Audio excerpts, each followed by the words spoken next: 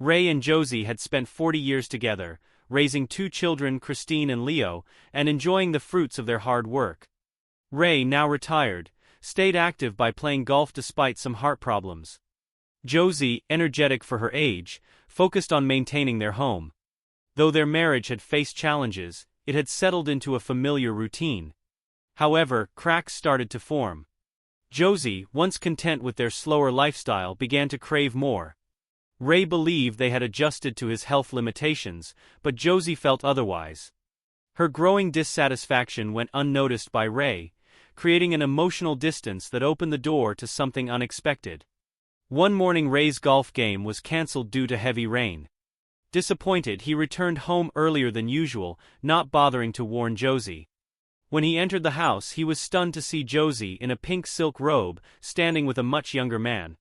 At 59, Josie still had an attractive figure, which clearly hadn't gone unnoticed by this stranger. As Ray walked in, Josie greeted him with a smile and attempted to kiss him, but he pulled away. "Are you out of your mind, Josie? I'd rather not know where your mouth's been, though I can guess," Ray said, disgusted. Realizing what she had nearly done, Josie quickly introduced the young man Luke to her husband. Luke was about an inch shorter than Ray, but his fit, athletic build showed he was likely in his 20s or 30s, possibly a former college athlete. His short brown hair and average face didn't stand out, but he confidently placed a hand on Ray's shoulder. Ray held back the urge to react violently. "Nice to meet you. Josie has told me a lot about you. Don't worry, in 25 or 30 years, I'll probably have the same issues you think I have." Ray missed the closeness with Josie, but thought they were doing fine with some adjustments. Luke's smug smile irritated him, but Ray kept his cool. "Luke, get out of my house.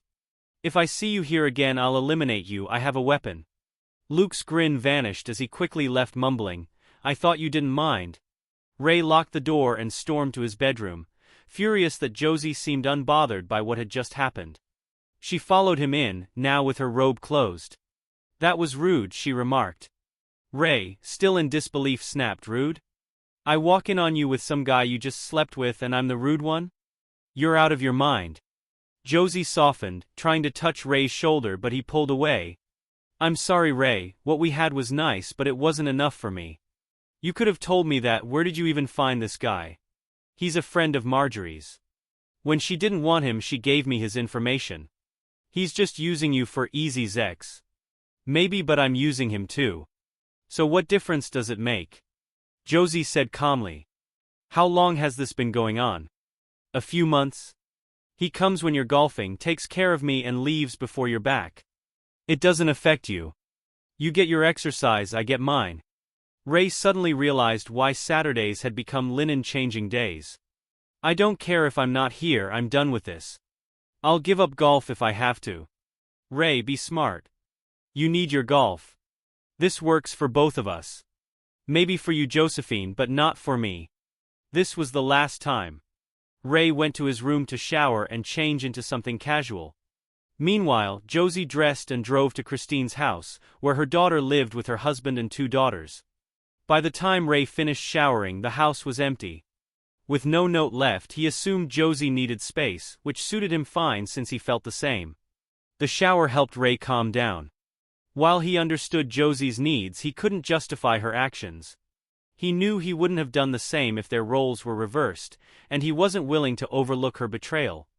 The next day was the 4th of July, a holiday the family had always celebrated together. Ray prepped marinated chicken, hamburgers, and hot dogs for the younger kids, eager to spend time with everyone. The barbecue went smoothly, with friends and family gathering. Josie looked radiant, laughing and smiling as if nothing had happened. Though Ray was still hurt by what he'd discovered, he considered forgiving her once, given their long marriage. As guests began to leave, Ray excused himself for a nap, wanting to rest before the evening fireworks. After a couple of hours, he woke feeling refreshed, ready to enjoy the night. He changed and went to the living room where his family sat around the table. Josie was at the far end with his granddaughters Julia and Allison, Christine and her husband Eric, and his son Leo and wife Rebecca. The atmosphere felt heavy, and Ray realized they were staging an intervention. Christine spoke first. "We need to talk about Mom. Ray glanced at Josie, her face unreadable, and then back at his daughter. What about Mom? She told us about Luke, Christine said. Ray was stunned. She told you? Yes, and about your issues, Christine confirmed. Ray stared at his wife, stunned that she had shared such personal details with their family. My problems? This doesn't concern any of you. But Mom's happiness does, Christine responded. Ray turned to Josie. Are you unhappy? I am happy, Ray, please don't doubt that, Josie replied. Christine interrupted again. But Mom has needs and well, you can't meet them, isn't that true? So I'm selfish for not accepting this? We're not labeling it that way, Dad. We're just saying you should support Mom taking care of things quietly, since you can't, Christine explained. Ray looked around the room, realizing his family seemed to accept, or at least tolerate, Josie's infidelity. He felt older and more defeated than ever. Do you all agree? Ray asked, searching their faces. They nodded, though some hesitated. He needed clarity. Leo, do you agree with this? Ray asked his son. Yes, it'll help Mom, Leo said. Eric. Ray turned to his son-in-law, expecting no disagreement. I don't see it being a big problem, Eric replied. Rebecca? Ray asked his daughter-in-law, who seemed to shy away. Well, as long as she's discreet, Rebecca said uncertainly. Finally, Ray turned to his granddaughters. They were part of a different generation, and he wasn't sure where they stood on this issue. What about you girls? Grandpa, we shouldn't be involved, Julia the eldest said. Come on, you're almost adults. I'm sure you have opinions, Ray pressed. Julia and Allison exchanged glances, then looked at their parents who urged them to speak. Ray knew what was coming. They had been convinced to side with their grandmother. Well, a lot of our friends are fine with their partners seeing other people. It's just Zex, Julia finally said. It's just Zex. Ray had expected to hear this eventually. Josie had clearly manipulated everyone to get her way and keep her affair going. Realizing there was no point in arguing, Ray looked at Josie, who was watching him eagerly. That's it, Josephine. Majority rules. You'll get what you want. Josie's face lit up with satisfaction. Ray turned to leave but heard her call his name. For a moment he hoped she might reconsider, but instead she asked, Can I tell Luke you were joking about eliminating him? Sure, I'm going for a drive. Dad, it's time for the fireworks, Leo reminded him. Go without me. I don't want to go, Ray replied. As he left the house he heard cheers behind him. Glancing through the window he saw Josie being hugged by the family, united in their support of her affair. She was already calling Luke to confirm their next meeting, assuring him that Ray had backed down. The family piled into the car, chatting and laughing as they headed to the fireworks, confident Ray would come around. Meanwhile, Ray drove to a quiet hill overlooking the city, a place he often went to think. He was deeply hurt by his family's betrayal, feeling cast aside and useless. Their support of Josie's infidelity made him feel like an outsider, as if he had been discarded, much like the old stories of elders being abandoned when they were no longer seen as useful. All Ray wanted was to sleep, but napping during the day had its downsides. It was after midnight when he finally returned home. He saw that Christine's car was still there along with Josie's, but everyone else had left. As he approached, Josie opened the front door, likely alerted by the sound of his car alarm. Where have you been? I was so worried, she said. Ray walked past her without responding. Christine sat on the sofa, looking at him curiously. Why are you still here? He asked. Mom was worried when you didn't come back after the fireworks. Everyone else had to leave early, so I stayed. You could have answered your phone, Christine replied. Ray glanced at his phone, remembering he'd turned it off earlier. As you can see, I'm fine. You can go home. Christine was shocked. Her father was usually kind and polite, but this was different. She watched him head to his bedroom and shut the door. She grabbed her purse, kissed her mom goodbye and left. By the time Josie finished cleaning, Ray was already asleep. The house remained quiet the following week. Josie knew Ray wasn't happy with her affair, but believed he would come to terms with it because he loved her. She was confident he would eventually forget or push it aside. For Ray, though, it felt like his life had crumbled. After decades of being a devoted family man, he He was now cast aside by the very people he had prioritized. Josie's decision to involve the family in her affair marked the end of their marriage in his eyes. Their support of her betrayal shattered his sense of belonging in the family. Everything he had built was slipping away. On Saturday, Ray followed his routine and drove to the country club to meet his golf group. These were 8 older men who mixed up their foursomes weekly. Though Ray tried to focus on the game, he knew exactly what was happening at home. His performance wasn't the worst, but it was the worst he'd had in a while. Smiling through the light-hearted jokes felt nearly impossible. Josie watched Ray leave for golf at 7 a.m., hoping to show affection with a kiss, but he remained cold and distant. Though she hated hurting him, she pushed the thought aside. When Luke arrived, she had him park down the street to avoid attracting attention. After he knocked, she let him in wearing only a robe, which quickly ended up on the floor as they kissed passionately. Luke lifted her into his arms and carried her to the bedroom, where their encounter lasted about 2 hours.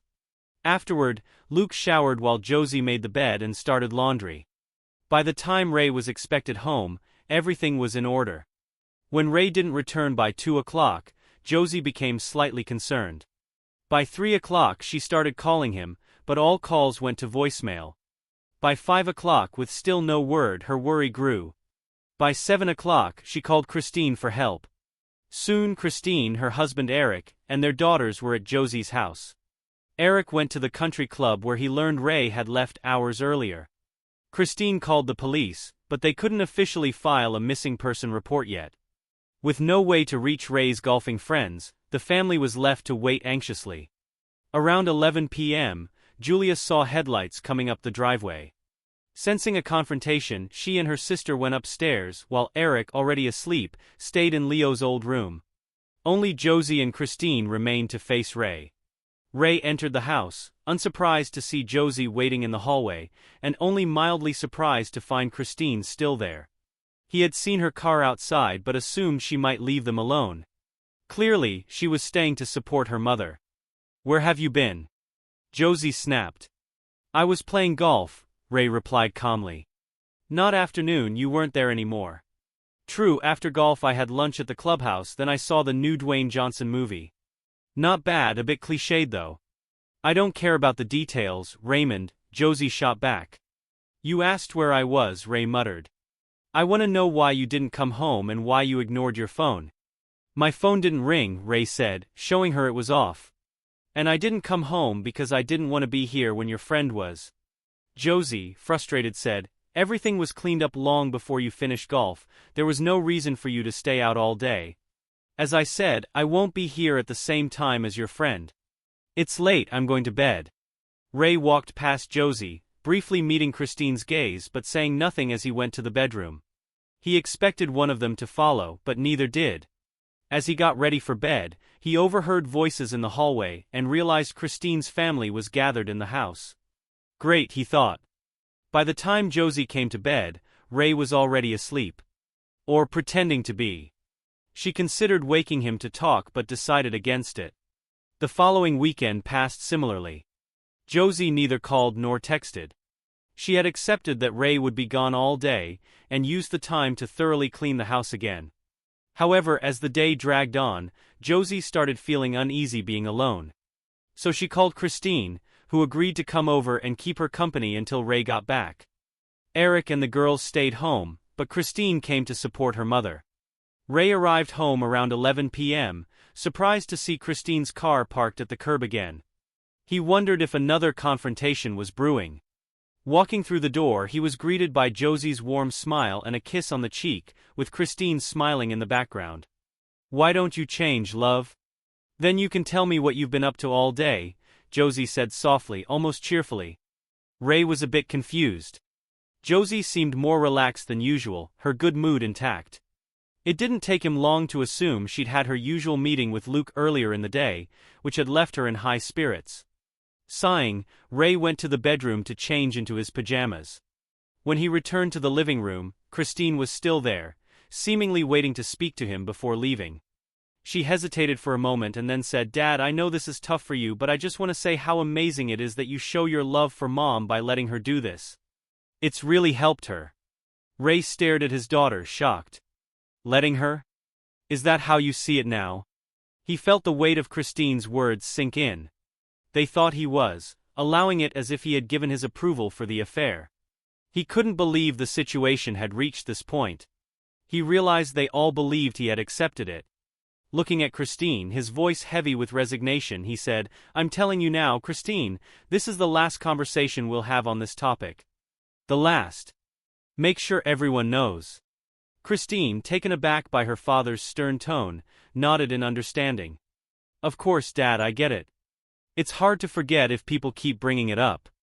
I'll tell everyone." With that, she kissed him on the cheek and left. A moment later, Josie came in with drinks for both of them. Ray couldn't help but think Josie had planned for Christine to speak to him first. He drank his water in silence, watching Josie move around the room with her usual ease, seemingly unaware of the tensions still gnawing at him. This pattern continued for months. Josie enjoyed her relationship with Luke, while Ray found new ways to occupy his time. He still played golf every Saturday morning and watched movies, but he began exploring other activities as well. He tried mini-golf, bowling, and even arcade games. He wasn't very good at them, but he had fun, finding some solace in these new distractions. At home, life settled into a routine, or at least what passed for normal. Luke was never mentioned.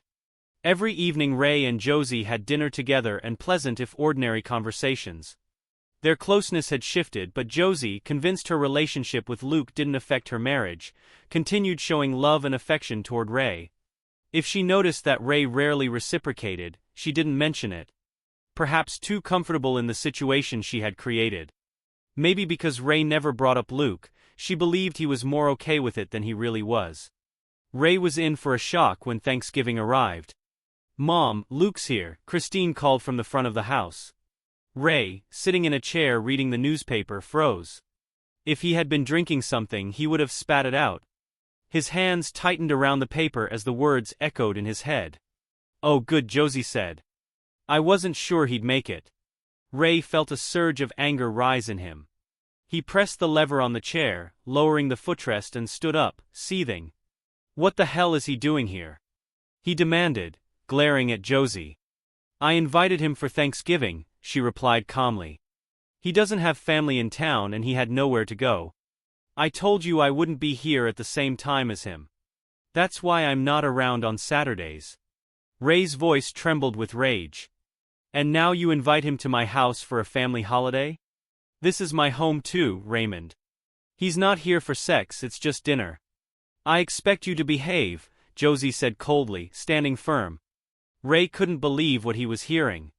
Josie turned and walked to the front door to greet Luke, introducing him to their children, their spouses, and their granddaughters, as though it were the most natural thing in the world.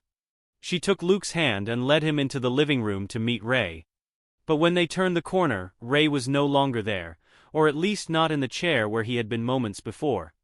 Josie looked around, puzzled, before realizing he had left. She headed to the kitchen, hearing the garage door motor start. She arrived just in time to see the door lowering as Ray's car pulled out of the driveway. "Was that Dad who just left?" Christine asked, noticing the taillights disappear. "Yes, it was," Josie responded irritably, heading to her bedroom to gather her thoughts. Luke, looking uneasy, approached Christine. "Should I go? Maybe it'd be better if I left," he asked. "No, Luke, it's fine. This is my dad's problem, not yours. You're always welcome here." Luke hesitated, clearly not wanting to cause more trouble, but when Christine reassured him, he nodded and stayed. The family and Luke bonded over dinner, and despite the underlying tension, the evening went smoothly. Luke engaged with Leo and Eric, chatting about football while the women went shopping. No one noticed when Ray's car passed by later that night. By the time everyone returned from shopping, Leo and Eric had dozed off on the couch, and Ray was still gone. Concerned, Christine woke her husband and kids, sending them home, but she stayed behind to keep her mother company.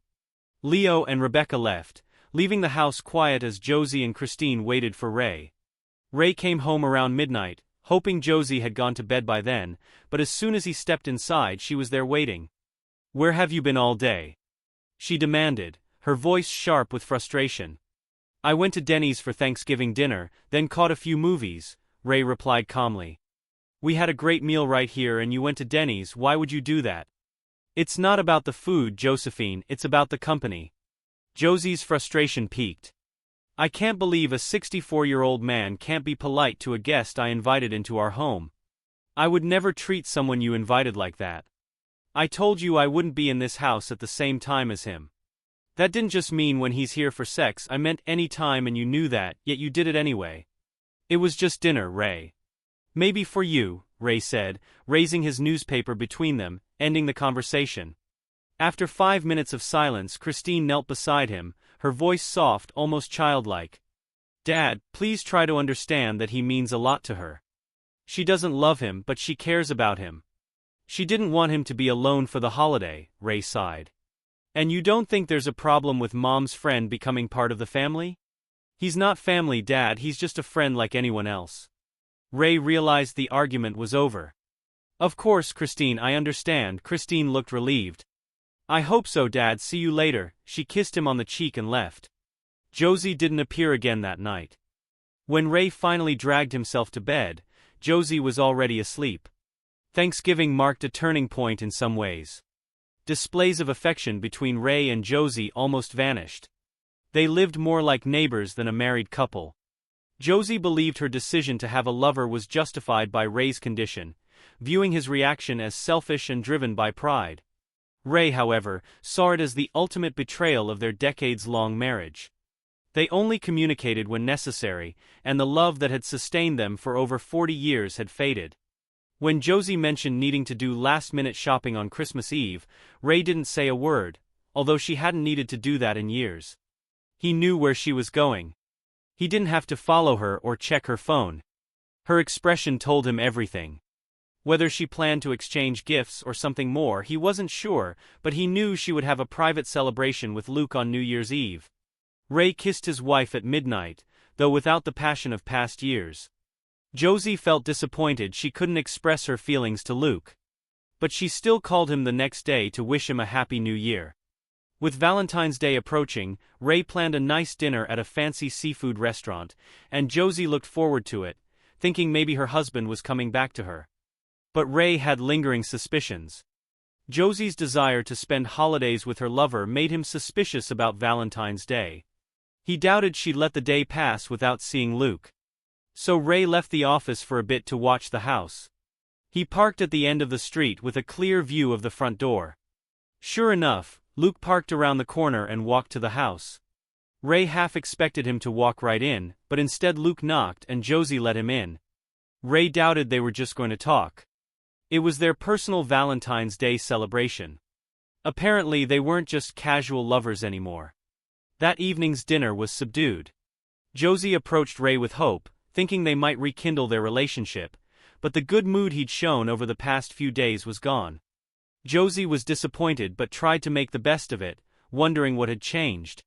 With no small children around, Easter was just an excuse for a big family dinner.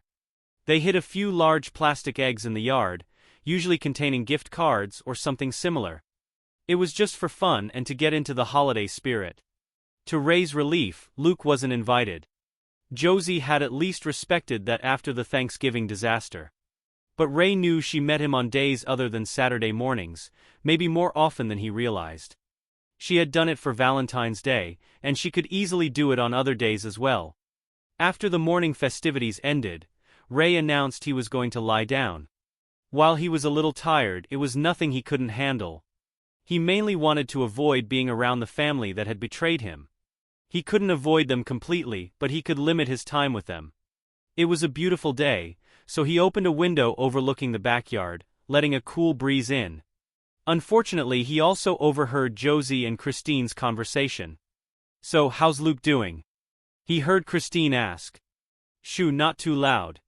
I don't want your father to hear." Okay, Christine replied, lowering her voice but still loud enough for Ray to hear. "I just can't believe my mom has a boyfriend 10 years younger than me." "He's not my boyfriend, Christine.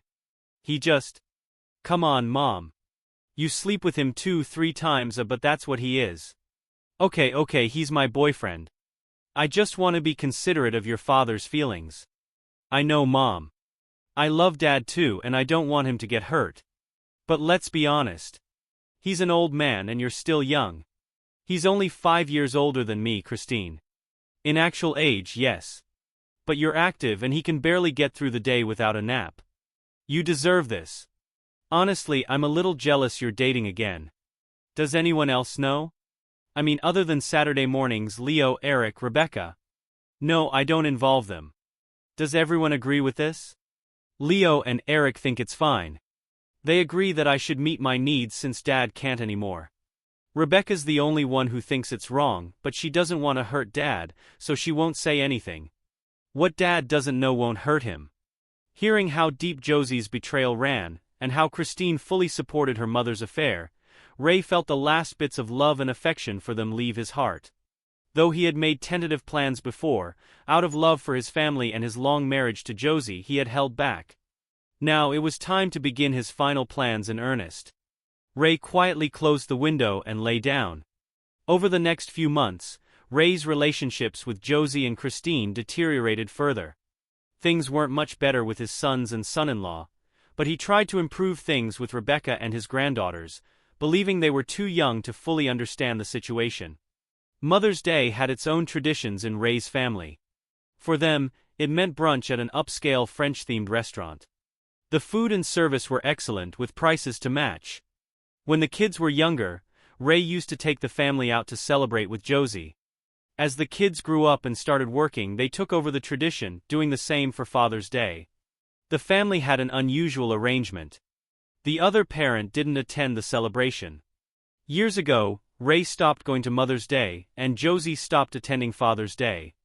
The kids celebrated with each parent separately, and Ray had always been fine with that until this year. He had a feeling, based on recent events, that something wasn't right. So, instead of spending his usual free time reading, Ray dressed and headed to the restaurant. Josie had been gone about 30 minutes, so he knew she'd be there. He didn't plan on participating or even letting anyone know he was there. In fact, he doubted he'd even have to get out of the car. He drove around the parking lot, easily spotting Christine and Eric's car, then Josie's car, followed by Leo and Rebecca's.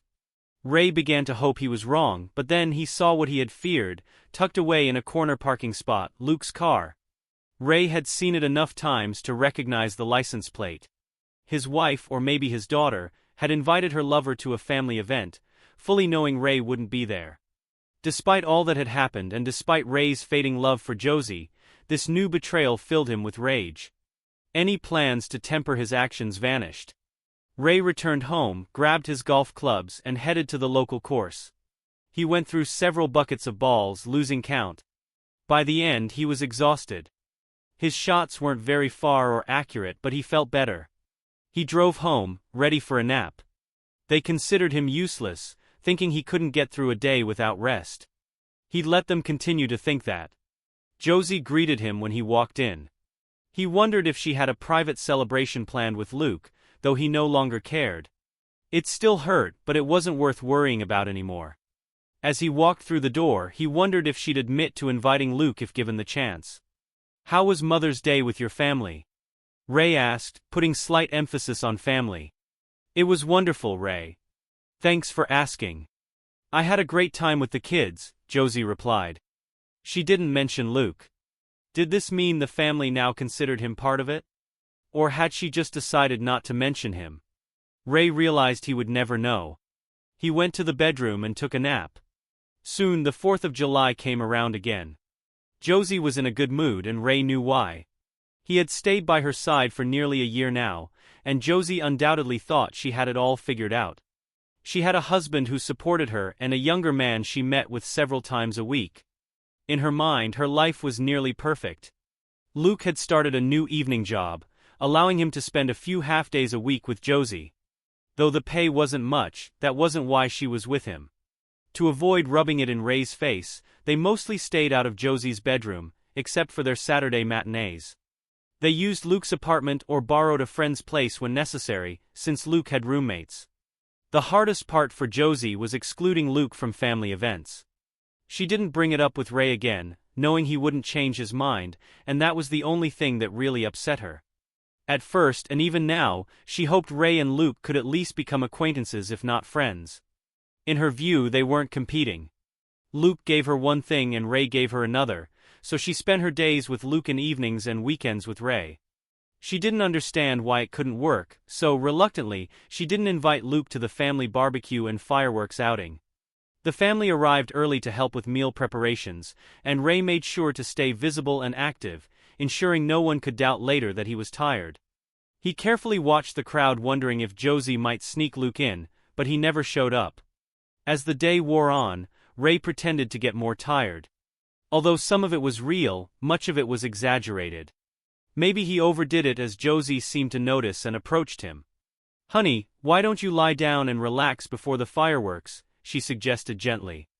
The hardest part of all this for Ray was knowing Josie still loved and cared about him, which made what he was about to do even tougher. "I'm not going to the fireworks.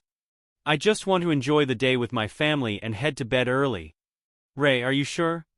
You missed them last year, but before that you always loved going," Josie said, genuinely concerned. "Yeah, I'm sure. I guess I'm just getting old, but everyone else will have a great time without me." "Okay, if you're sure." As soon as she left him, Ray watched her weave through the crowd and searching for Christine. He realized Josie was trying to confirm if he would attend the fireworks because she planned to invite Luke. Even though it didn't change anything, the fresh betrayal stung deeply. As the evening progressed, most guests left, leaving only family. Josie, Christine, Leo, and Eric all stopped by to ask Ray again if he wanted to join them for the fireworks, expressing how much they'd miss him. Ray saw through it, realizing his family was slipping away from him. As they prepared to leave, he swallowed his anger and said a few words to each family member. Despite the past year, he cherished the memories of their time together and would miss those moments. He hugged his granddaughters the longest. Ray watched with a heavy heart.